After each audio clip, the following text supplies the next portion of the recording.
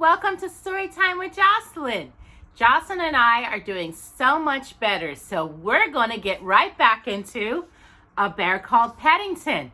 If you remember, 3 weeks ago, we had just left Paddington on a shopping expedition in the mall where he had a little trouble on an escalator and he got lost.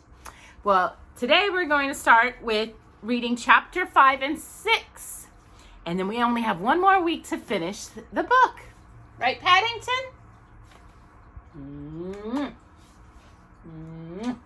Kisses of the noses. All right, let us begin with chapter 5, Paddington and the Old Master. Paddington soon settled down and became one of the family. In fact, in no time at all, it was difficult to imagine what life had been like without him. He made himself useful about the house, and the days passed quickly. The Browns lived near the Portobello Road, where there was a big market, and quite often when Mrs. Brown was busy, she let him go off to do the shopping for her. Mr. Brown made a shopping trolley for him, an old basket on wheels with a handle for steering it. Paddington was a good shopper and soon became well known to all of the traders in the market. He was very thorough and took the job of shopping very seriously. He would press the fruit to see that it had the right degree of firmness, as Mrs. Bird had shown him, and he was always on the lookout for bargains. Right, Jocelyn? He was a popular bear with the traders, and most of them went out of their way to save the best things of the day for him. "That bear gets more of his shilling than anyone I know," said Mrs. Bird. "I don't know how he gets away with it, really I don't. It must be the mean streak in him." "I'm not mean," said Paddington, ingrinibly. "I'm just careful, that's all." "Whatever it is," replied Mrs. Bird, "you'll watch your weight in gold. You're worth it." Paddington took this remark very seriously and spent a long time weighing himself on the bathroom scales. Eventually, he decided to consult his friend, Mr. Gruber, on the subject. Now, Paddington spent a lot of his time looking in shop windows, and of all the windows in the Portobello Road, Mr. Gruber's was the best. For one thing, it was nice and low so that he could look in without having to stand on tiptoe. And for another, it was full of interesting things. Old pieces of furniture, metal, pots and pans, pitchers. There were so many things, it was difficult to get inside the shop. And an old Mr. Gruber spent a lot of his time sitting in the deck chair on the pavement. I'm not sure if he's painting here or whatnot, but yeah. Mr. Gruber, in his turn, found Paddington very interesting, and soon they had become great friends. Paddington often stopped there on his way home from a shopping expedition, and they spent many hours discussing South America, where Mr. Gruber had been when he was a boy. Mr. Gruber usually had a bun and a cup of cocoa in the morning for what he called his evanescence, and had taken to sharing it with Paddington.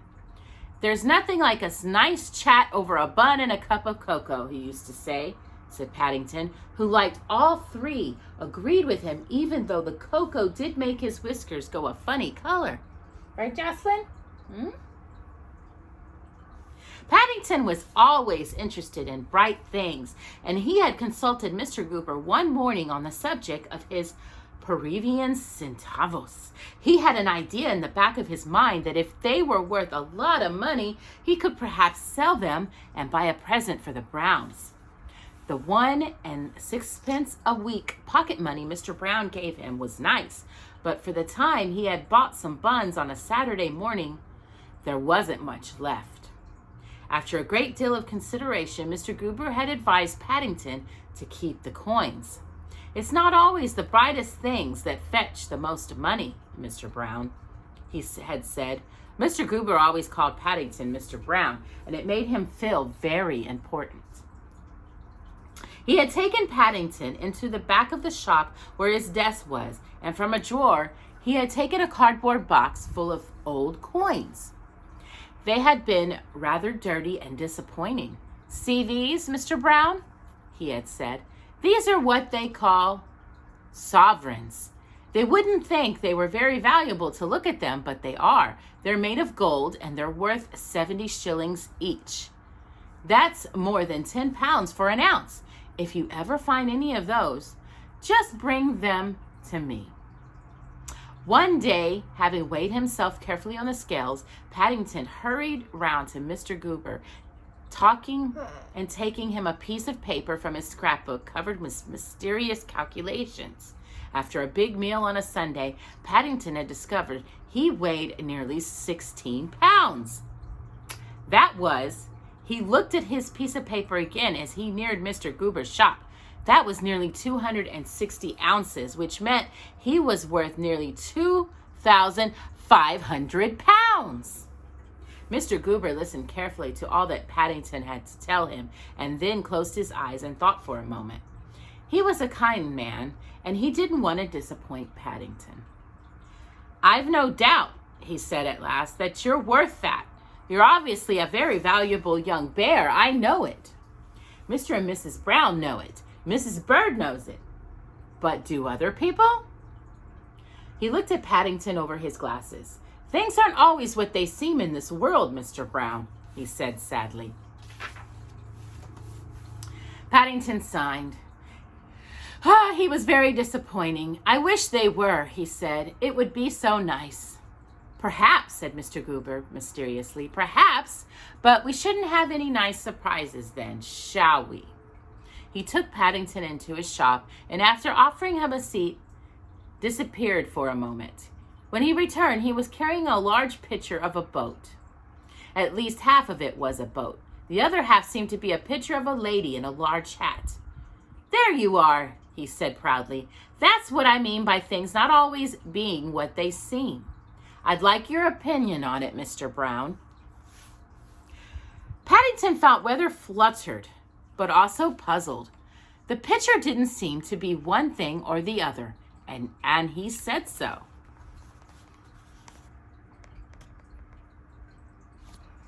"Ah," said Mr. Goober delightedly.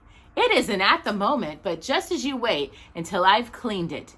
I gave 5 shillings for that picture years and years ago when it was just a picture of a sailing ship. And what do you think?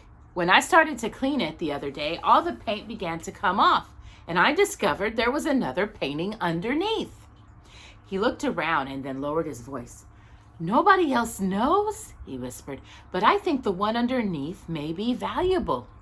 It may be what they call an old master." Seeing that Paddington still looked puzzled, he explained to him that in the old days, when artists ran short of money and couldn't afford any canvas to paint on, they sometimes painted on top of old pictures. And sometimes, very occasionally, they painted them on top of pictures by artists who afterwards became famous and whose pictures were worth a lot of money. But as they had been painted over, no one knew anything about it. "It all sounds very complicated," said Paddington thoughtfully. Mr. Goober talked for a long time about painting, which was one of his favorite subjects. But Paddington, though he was usually interested in anything Mr. Goober had to tell him, was hardly listening, eventually refusing Mr. Goober's offer of a second cup of cocoa. He slipped down off the chair and began making his way home.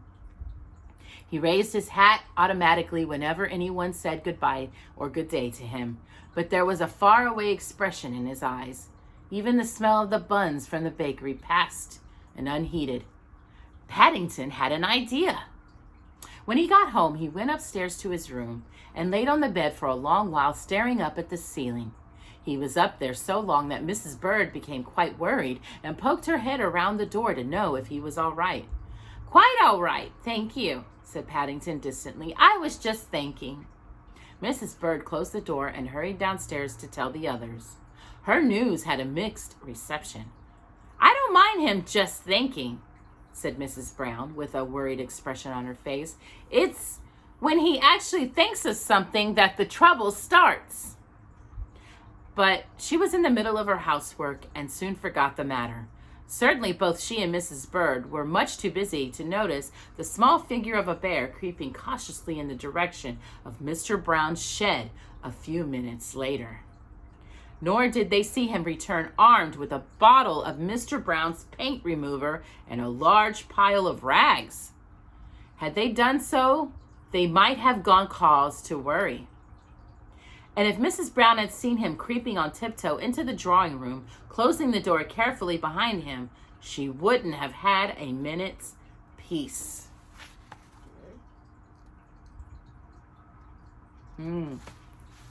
I think Paddington is up to something. Fortunately, everyone much too busy to notice any of these things.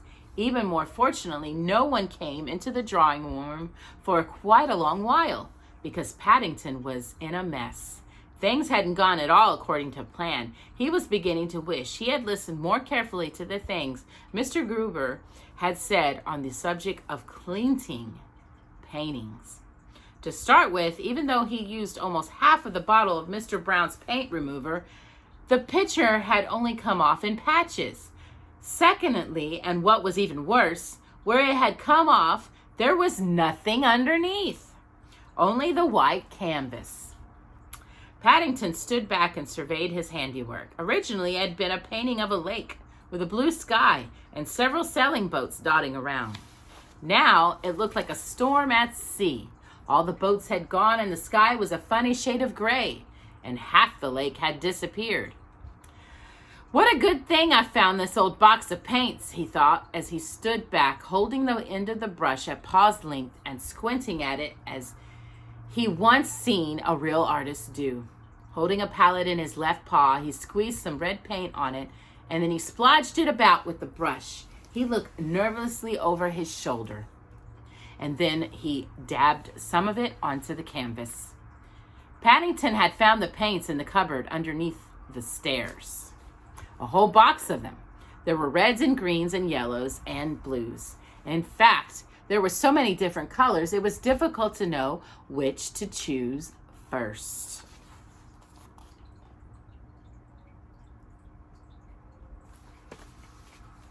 He wiped the brush carefully on his hat, and he tried another color and then another. It was all so interesting that he thought he would try a bit of each, and he very soon forgot the fact that he was supposed to be painting a picture. In fact, it was more of a design than a picture, with lines and circles and crosses all in different colors. Even Paddington was startled when he finally stepped back to examine it. Of the original picture, there was no trace at all. Rather sadly, he put the tubes of paint back into the box and wrapped the picture in a canvas bag, leaning it against the wall exactly as he found it. Right, Jocelyn? He decided reluctantly to have another try later on. Painting was fun while it lasted, but it was much more difficult than it looked. He was very silent all through dinner that evening. He was so silent that several times Mrs. Brown asked him how he was, until eventually Paddington asked to be excused and he went upstairs.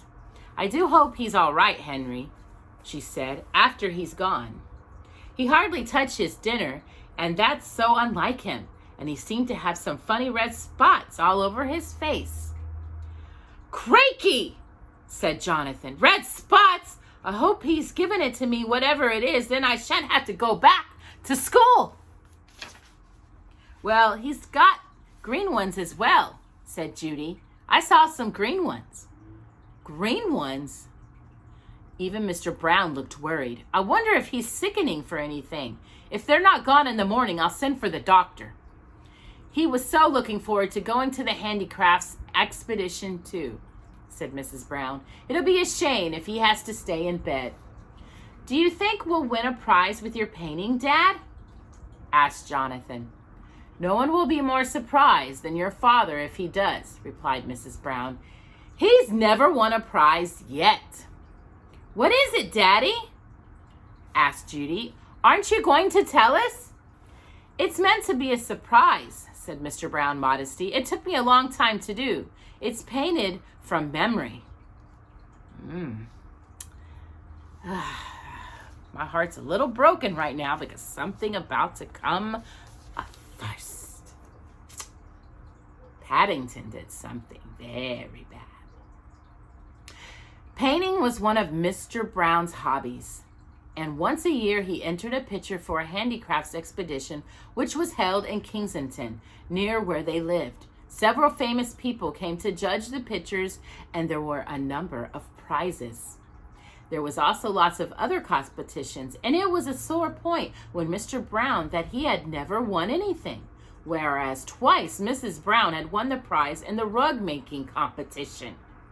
Anyway, he said, declaring the subject closed, it's too late now. The man collected it this afternoon, so we shall see what we shall see. The sun was shining the next day and the expedition was crowded. Everyone was pleased that Paddington looked so much better. His spots had completely disappeared, and he ate a large breakfast to make up for missing so much dinner the night before. Only Mrs. Bird had her suspicions when she found Paddington's spots on his towel in the bathroom, but she kept her thoughts to herself. The Browns occupied the middle 5 seats of the front row when the judging was to take place. There was an air of great excitement. It was news to Paddington that Mr. Brown actually painted, and he was looking forward to seeing a picture by someone he knew. On the platform, several important-looking men with beards were bursting out and talking to each other and waving their arms in the air. They appeared to be having a great deal of argument about one painting in particular. "Henry!" whispered Mrs. Brown excitingly. "I do believe they're talking about yours. I recognize the canvas bag." Mr. Brown looked puzzled. "It certainly looks like my bag," he said, "but I don't think it can be. All the canvas was stuck into the painting. Didn't you see? Just as if someone had put it inside while it was still wet. I painted mine ages ago." Paddington sat very still and stared straight ahead, hardly daring to move. He had a strange sinking feeling in the bottom of his stomach, as if something awful was about to happen. He began to wish he hadn't washed his spots off that morning. Then at least he could have stayed in bed. What do you think, Jocelyn? Do you think he did something bad or something good? Judy poked him with her elbow. "What's the matter, Paddington?" she asked. "You look most particular. Are you all right?" "I don't feel ill," said Paddington in a small voice, "but I think I'm in trouble again." "Oh, dear," said Judy. "Well, keep your paws crossed. This is it." Paddington sat up. One of the men on the platform, the most important-looking one with the biggest beard, was speaking. And there, Paddington's knees began to tremble. There on the platform on an easel in full view of everyone was his picture. He was so dazed he only caught scraps of what the man was saying. Remarkable use of color, very unusual, great imagination, a credit to the artist. And then he almost fell off his seats with surprise. The winner of the first prize is Mr. Henry Brown of 32 Windsor Gardens. Paddington wasn't the only one who felt surprised. Mr. Brown, who was being held up onto the platform, looked as if he had just been struck by lightning. But, he shuddered, he stuttered, and there must be some mistake. "Mistake?" said the man with the beard. "Nonsense, my dear sir. Your name's on the back of the canvas. You are Mr. Brown, aren't you? Mr. Henry Brown?"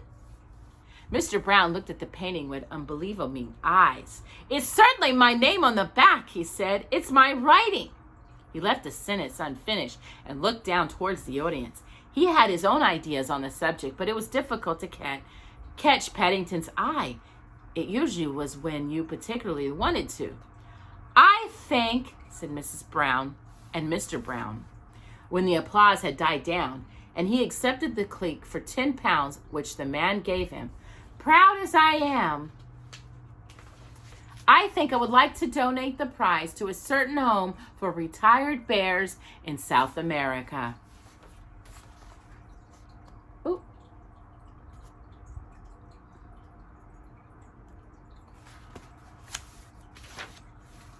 A murmur of surprise went round the assembly, but it paused over Paddington's head. Though he would have been very pleased had he known its cause, he was staring hard at the painting, and in particular at the man with the large beard, who was beginning to look hot and bothered.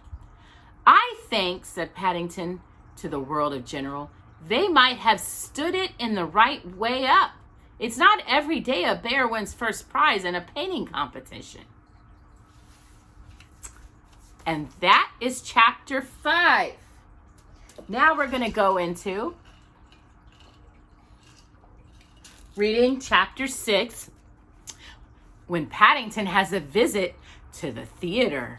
The Browns were all very excited. Mr. Brown had been given tickets for a box at the theater.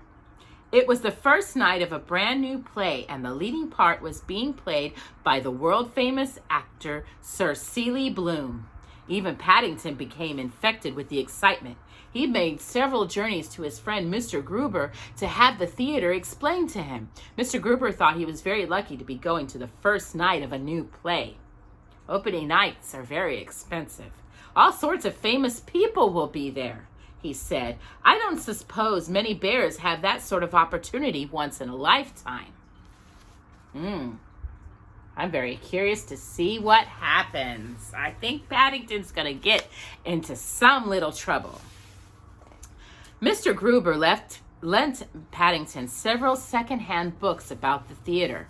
He was rather a slow reader, but there were lots of pictures, and in one of them a big cutout model of a stage which sprung up every time he opened the pages. I love pop-ups. Paddington decided that when he grew up he wanted to be an actor. He took to standing on his dressing table and striking poses in the mirror just as he had seen them in the books. Mrs. Brown had her own thoughts on the subject. I do hope it's a nice play, she said with Mrs. Bird. You know what Paddington's like. He does take these things so very seriously.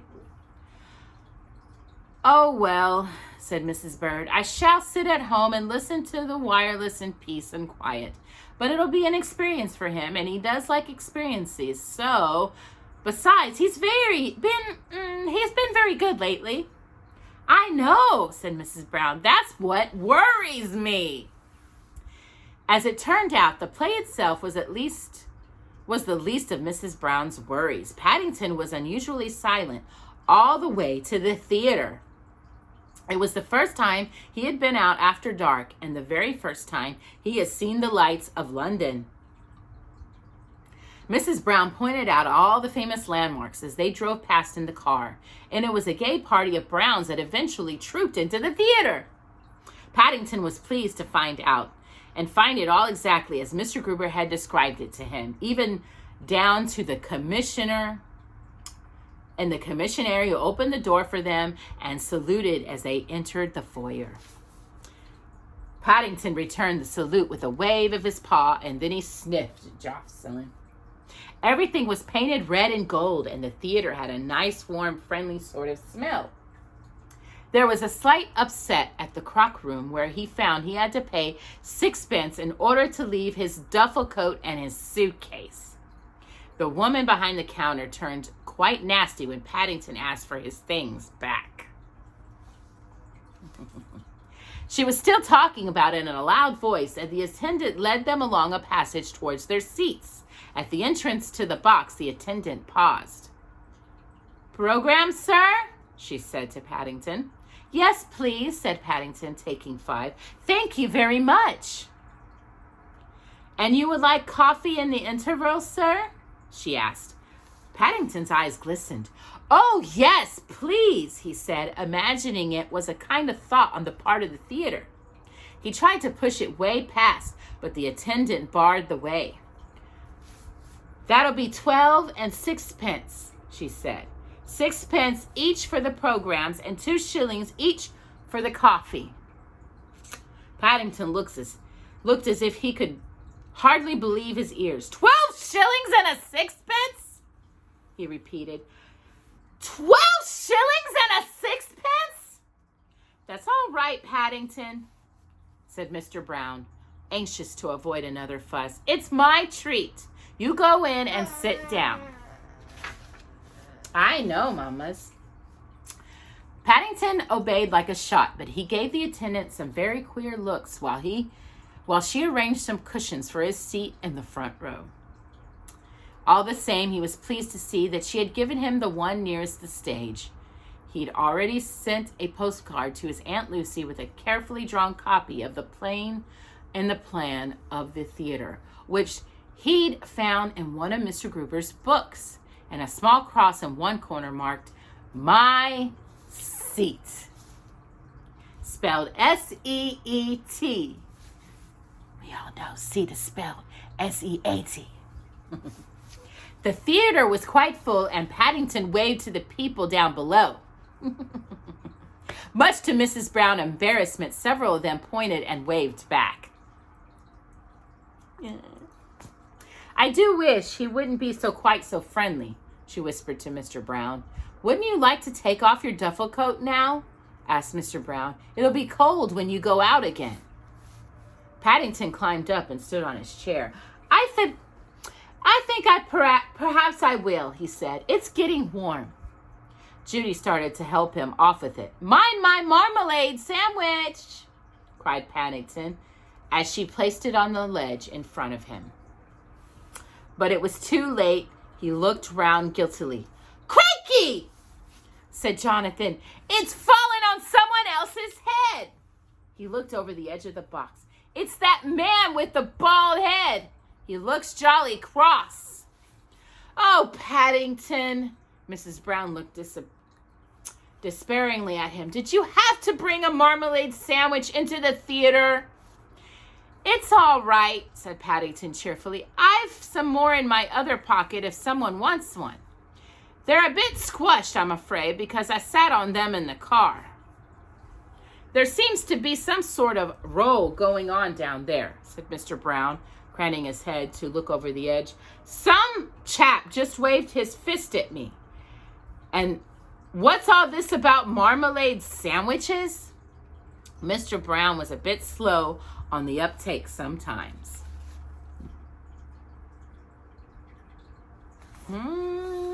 Nothing, dear, said Mrs. Brown hastily. She's decided to let the matter drop. It was much easier in the long run. In any case, Paddington was having a great struggle with himself over some opera glasses. He had just seen a little box in front of him marked, Opera Glasses, 6 pence. Eventually, after a great deal of thought, he unlocked his case and from a secret compartment withdrew a 6 pence. I don't think much of these, he said, a moment later, looking through them at the audience.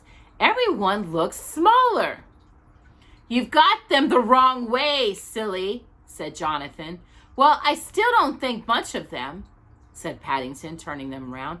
I wouldn't have brought them if I had known. Still, he added, after a moment's thought, they might come in useful next time. Just as he began to speak, the overturn came in at the end and the curtain rose.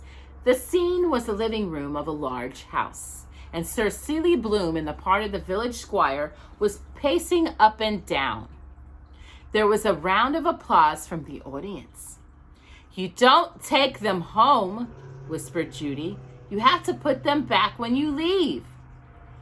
What? Cried Paddington in a loud voice. Several calls of hush came from the darkened theater as Sir Seeley Bloom paused and pointingly in the direction of the Browns' box. Do you mean to say? Words failed Paddington for the moment. 6 pence, he said bitterly. That's 3 buns worth. He turned his gaze on Sir Seeley Bloom. Sir Seeley Bloom looked rather irritable. He didn't like first nights, and this one in particular had started badly. He had a nasty feeling about it. He much preferred playing the hero where he had the sympathy of the audience, and in this play, he was the villain. Being the first night of the play, he wasn't at all sure of all of his lines. To make matters worse, Jocelyn, he had arrived at the theater only to discover that the prompt boy was missing and there was no one else to take his place. And then there was the disturbance in the stalls just before the curtain went up. Something to do with the marmalade sandwich. So the stage manager had said, of course, that was all nonsense, but still, it was very distracting and disturbing. And then there was this noisy crowd in the box, he signed to himself. It was obviously going to be one of those nights. But if Sir Seeley Blue's heart was not in the play, Paddington certainly was. He soon forgot about his wasted sixpence and devoted all his attention to the plot. He decided quite early on that he didn't like Sir Seeley Bloom, and he stared at him hard through his opera glasses. He followed his every move, and when, at the end of the first act, Sir Seeley, in the part of the hard-hearted father, turned his daughter out in the world without a penny, Paddington stood up on his chair and waved his program indignantly at the stage. Paddington was a surprising bear in many ways, and he had a strong sense of right and wrong. As the curtain came down, he placed his opera glasses firmly on the ledge and climbed off his seat. Are you enjoying it, Paddington? Asked Mr. Brown. It's very interesting, said Paddington. He had a determined note in his voice, and Mrs. Brown looked at him sharply. She was beginning to recognize that tone, and it worried her. Where are you going, dear? She asked, as he made for the door of the box. Oh, just out for a walk, said Paddington vaguely. Well, don't be too long, she called as the door closed behind him. You don't want to miss any of the second act. Oh, don't fuss, Mary, said Mr. Brown. I expect he just wants to stretch his legs or something. He probably has gone out to the cloakroom. But at that moment, Paddington was going, not in the direction of the cloakroom, but towards a door leading to the back of the theater. It was marked private and for artists only. As he pushed the door open and passed through, he immediately found himself in an entirely different world. There were no red-plush sheets. Everything was very bare. Lots of ropes hung down from the roof, and pieces of scenery were stacked against the walls. And everyone seemed in a great hurry.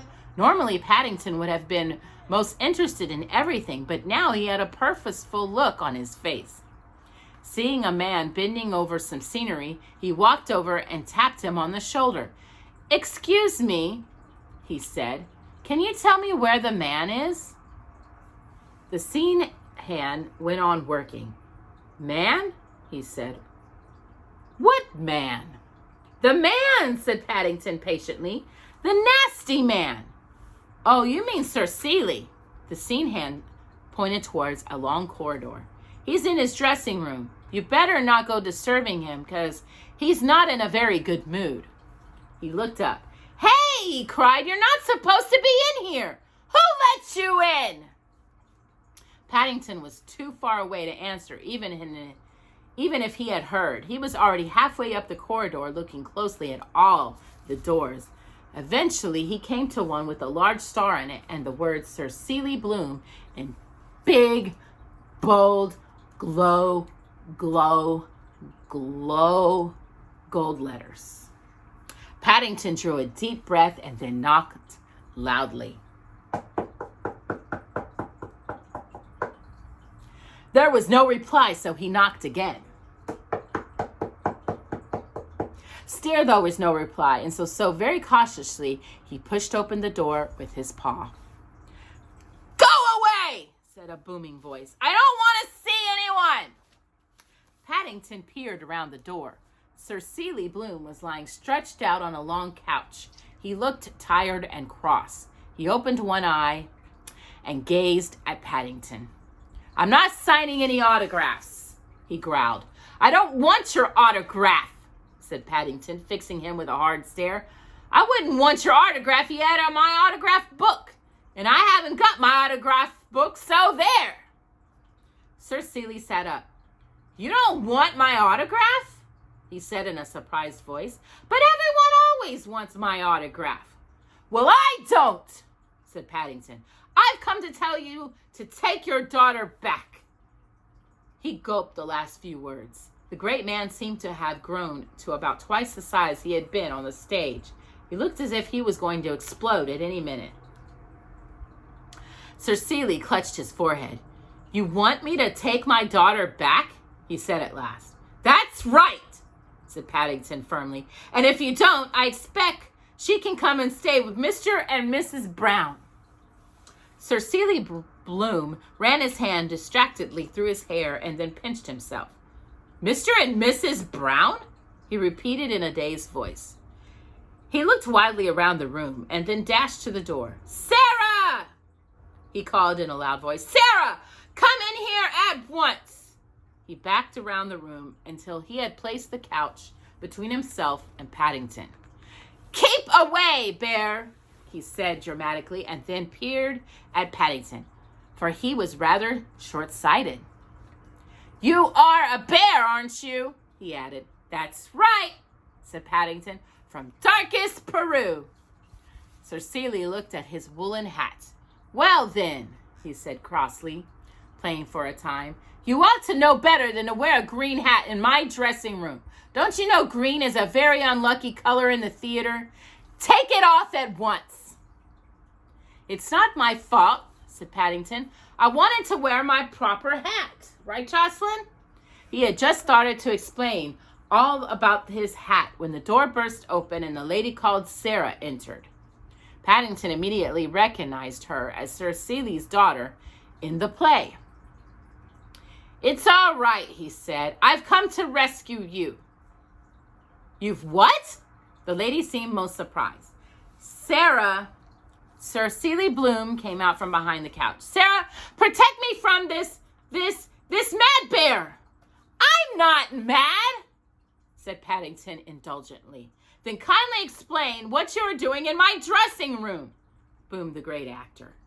Paddington sighed. Sometimes people were very slow to understand things. Patiently, he explained it to all of them. When he had finished, the lady called Sarah drew back her head and laughed. I'm glad you think it's funny, said Sir Seeley. But darling, don't you see? She said, it's a great compliment. Paddington really believes you were throwing me out into the world without a penny. It shows what a great actor you are. Sir Seeley thought for a moment. He said gruffly. Quite an understandable mistake, I suppose. He looks a remarkably intelligent bear. Come to think of it. Paddington looked from one to the other. Then you were only acting all the time? He faltered. The lady bent down and took his paw. Of course, darling. But it was very kind of you to come to my rescue. I shall always remember it.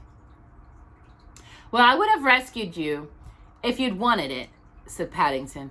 Sir Seeley coughed. Are you interested in the theater, Bear? He boomed. Oh, yes, said Paddington. Very much. Except I don't like having to pay 6 pence for everything. I want to be an actor when I grow up. The lady called Sarah jumped up. Why, Seeley, darling, she said, looking at Paddington. I've an idea. She whispered in Sir Seeley's ear, and then Sir Seeley looked at Paddington. It's a bit unusual, he said thoughtfully, but it's worth a try. Yes, it's certainly worth a try. In the theater itself, the interval was almost at an end, and the Browns were getting restless. Oh, dear, said Mrs. Brown. I wonder where he's got to. If he doesn't hurry up, said Mr. Brown, he's going to miss the start of the second act. Just then there was a knock at the door, and an attendant handed a note to Mr. Brown. A young lady bear gentleman asked me to give you this. A young lady and a bear gentleman, he announced. He said it was very urgent. Thank you, said Mr. Brown, taking the note and opening it. What does it say? Asked Mrs. Brown anxiously. Is he all right? Mr. Brown handed her the note to read. Your guess is as good as mine, he said. Mrs. Brown looked at it. It was hastily written in pencil, and it said, I have been given a very important job.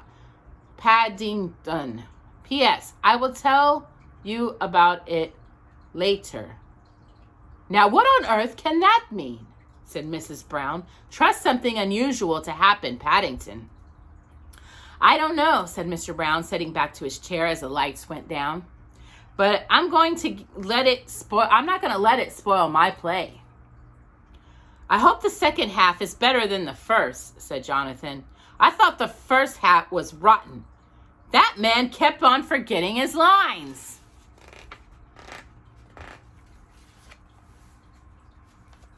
The second half was much better than the first. From the moment Sir Seeley strode onto the stage, the theater was electrified. A great change had come over him. He no longer fumbled over his lines, and people who had coughed all through the first half now sat up in their seats and hung on every word. When the curtain finally came down on the end of the play, when Sir Seeley's daughter returned into his arms, there was a great burst of applause. The curtain rose again, and the whole company bowed to the audience. Then it rose while Sir Seeley and Sarah bowed, but still the cheering went on. And finally, Sir Seeley stepped forward and raised his hand for quiet. Ladies and gentlemen, he said, thank you for your kind applause. We all indeed most grateful, but before you lead, I would like to introduce you to the youngest and most important member of our company, a young bear who came to our rescue. The rest of Sir Seeley's speech was drowned in a buzz of excitement as he stepped forward to a very front of the stage where a small screen hid a hole in the boards, which was the prompt box. He took hold of one of Paddington's paws and pulled, and Paddington's head appeared through the hole. In his other paw, he was gasping a copy of the script. Come along, Paddington, said Sir Seeley. Come and take your bow. I can't, gasped Paddington. I think I'm stuck. And stuck he was. It took several stagehands, the firemen, and a lot of butter to remove him from the audience. After the audience had gone, but he was far enough out of the twist round and raised his hat to the cheering crowd before the curtain came down for the last time. Several nights later, anyone going into Paddington's room would have found him sitting up in bed with his scrapbook, a pair of scissors, and a pot of paste. He was busy pasting in his picture of Sir Seeley Bloom, which the great man had signed to Paddington with grateful thanks. There was also a signed picture from the lady called Sarah, and the one of his proudest possessions, a newspaper cutting about the play headed Paddington Saves the Day. Mr. Gruber had told him that the photographs were probably worth a bit of money, but after much thought, he had decided not to part with them. In any case, Sir Seeley Bloom had given him his sixpence back and a pair of opera glasses. And that is the end of chapter 6. Next week, we're going to finish the book with chapter 7 and 8. So I hope you'll join us next Friday to finish off A Bear Called Paddington. And we will see you next week for another story time with Jocelyn.